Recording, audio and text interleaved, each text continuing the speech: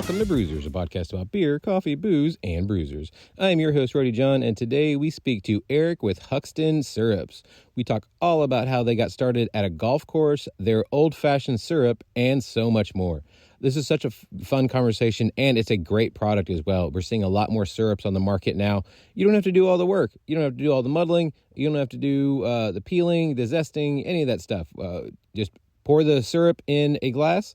Pour your favorite bourbon or whiskey in the glass as well. Stir it up a little bit. You are good to go. So Huxden Syrups is going to help you get you there. But first, make sure to sign up for our newsletter. It comes out twice a week. You get even more information about our guests. You get fun facts, and you get to find out what's happening with your favorite podcast, all about beer, coffee, booze, and bruisers.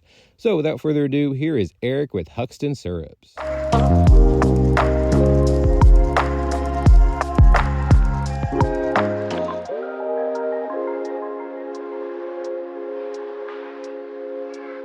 I would like to welcome Erik with Huxden Syrups. How are you doing today?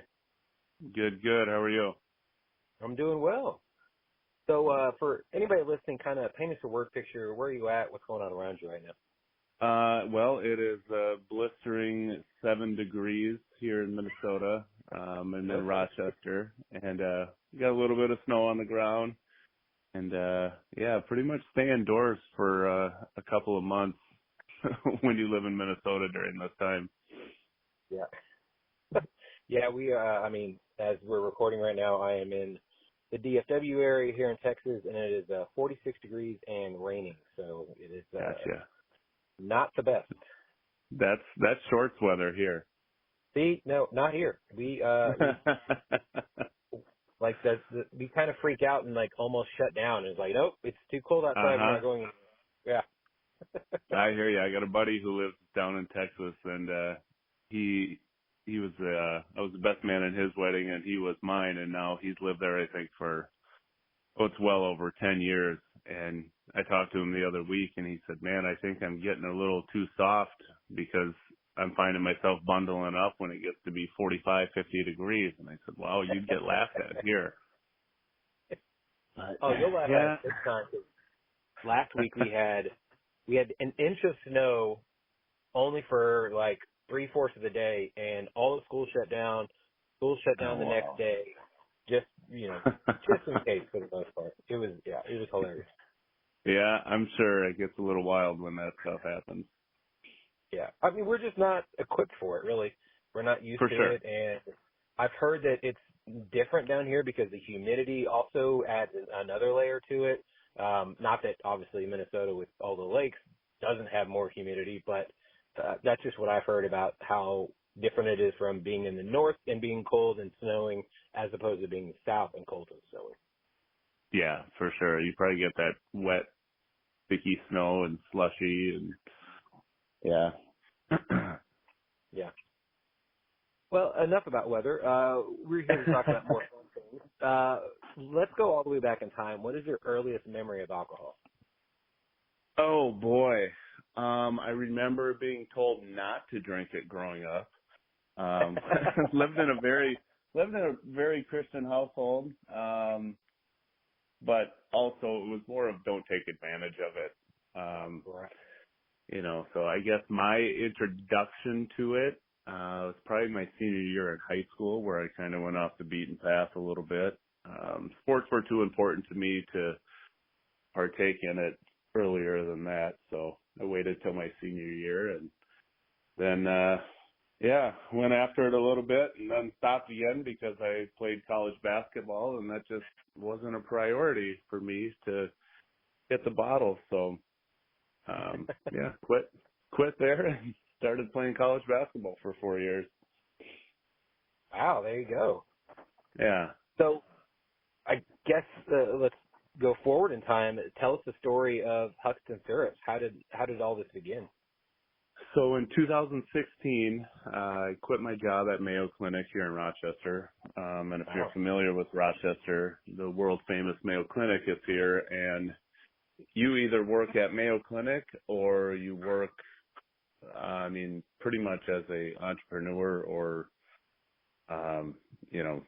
real estate, something like that. But over 50% of Rochester works at Mayo Clinic. Wow. So I quit my job there because I got wind that the restaurant and bar was going to be opening up at Northern Hills Golf Course.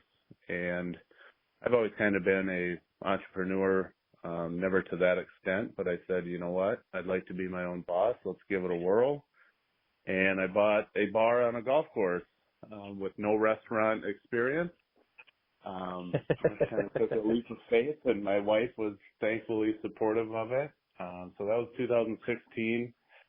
Huxden Syrups didn't come up until about late 2020. And it wasn't because of the pandemic. It was just, we serve a lot of old fashions at the golf course. And, by the time 2021 rolled around, if you're in a bar setting or you bartend or anything like that, when you're really busy, it can be kind of a pain to make an old fashioned when you're really slammed. And so I wanted to streamline the process, and we went through so many old fashions that I just decided to batch a bunch of the syrup that I was making, so it would just be, pour in a half ounce or an ounce to 2 ounces of bourbon or whiskey, and that was it. So I had no plans of ever selling it. It was just kind of just something that I did to streamline the process at the bar. And then, I would say 6 months after that, I had a guy come in and he said, hey, can you just bottle me some of your syrup and I'll buy it from you and I can make my own at home. And I said, yeah, sure. So I started doing that, just a simple little glass jar of it, and then more and more people were asking for it. And then a guy that owns a liquor store here in town, his name's Bob, he came in and he goes, man, I'd sure like to sell this at my liquor store. And kind of the rest is history. So I stopped production for a while because I wanted to do it right.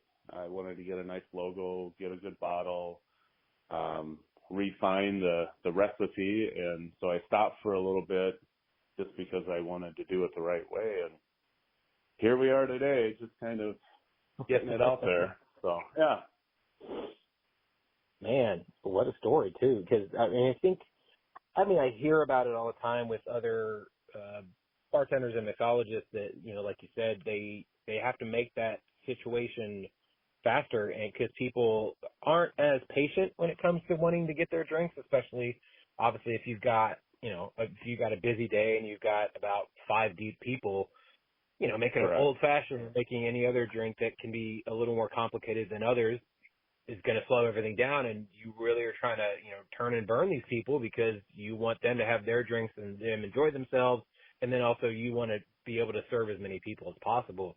So I like that you took that and then made that into a business model. And then, like you said, when you took that break, what all do you think that you really took and kind of fine-tuned when it came to what you were going to put in it and what you were taking out of it? And I guess walk us through those fine kinks you made. Well, so the first thing is with anything, if you want to sell it, it's got to have a name. It's got to have a brand. My cousin, who fortunately is a master in all of this, she does a lot of graphic work and marketing and things like that. I just reached out to her. I was like, hey, I gotta do something with the syrup here. And I had, had said, I want to keep it family oriented. I have a daughter named Huxley and a son named Camden. And so I was like, I'd love to call it Huxden, and just kind of, rolls off the tongue nice. And it's, a family business. And she goes, I can work with that. And so she put together this whole, it was like 180 pages long of, these lookbooks and, the styles of font. And then she did a name study. And if you look at the logo, you'll see a winding valley and a meadow. And that's what Camden and Huxley's name mean. And then you have the orange peel as the sunset, and she put that all incorporated into a logo. And it's like, man, I never even would have thought of doing a name study. Like, that doesn't even register on my level. So real thankful for her, and she kind of set up all the stuff. And then as far as fine tuning the recipe, it was more of how to make it in bigger batches. And if the product gets, better or worse making it in bigger batches, because I was doing just pretty much a 32-ounce jar to get going, when it was just for the restaurant and bar. And now it's up to, quarts and gallons and all that stuff. So I wanted to see what would change, if the mixture changed up a little bit when you start adding too much stuff to it. And so it was a lot of trial and error. I had to drink a lot of old fashions when I was doing it. But the bad thing, I shouldn't say the bad thing, because if you have an old fashioned and then you drink another one right after that, your taste buds kind of get a little off, and pretty much anything tastes good the second time around.